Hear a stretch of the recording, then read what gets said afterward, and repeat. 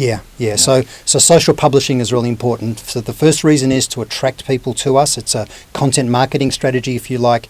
And the second reason is it evidences our credibility and ploughs the ground before us when we go and see a person.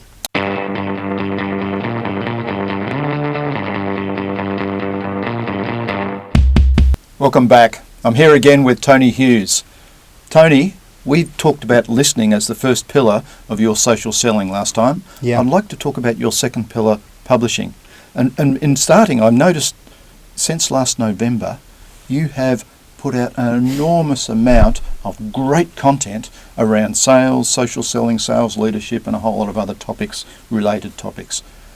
Great effort. And I think we're going to be talking about that sort of publishing. Yeah.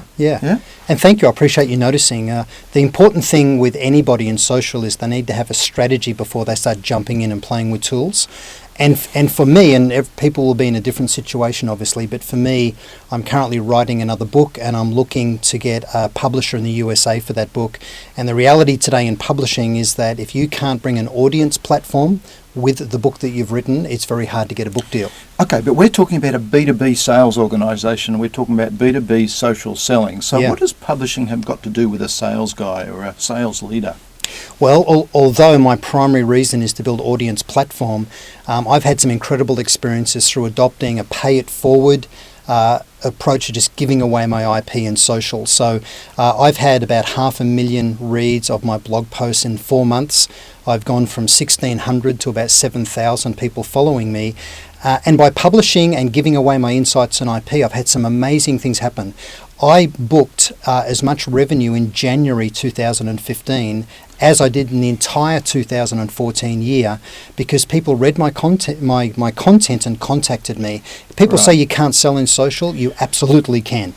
You know, it reminds me, I've talked before about my friend Sue and the Sue and Barry story that I've published.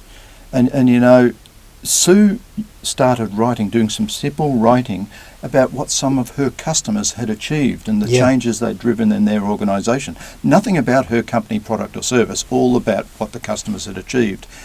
And the turnaround in the relationship and the respect that she got from her target customers was just amazing. John, it's incredible. I'm working with a client at the moment and I'm helping their salespeople write and publish in social in a controlled way. Sales management is serving as editor for them. And there's a big debate about whether salespeople should be writing content or just curating, but it's incredibly powerful because the thing you want to do in social, for example, in LinkedIn, is you want to show the value, the business value that you bring your clients, but also the values by which you operate.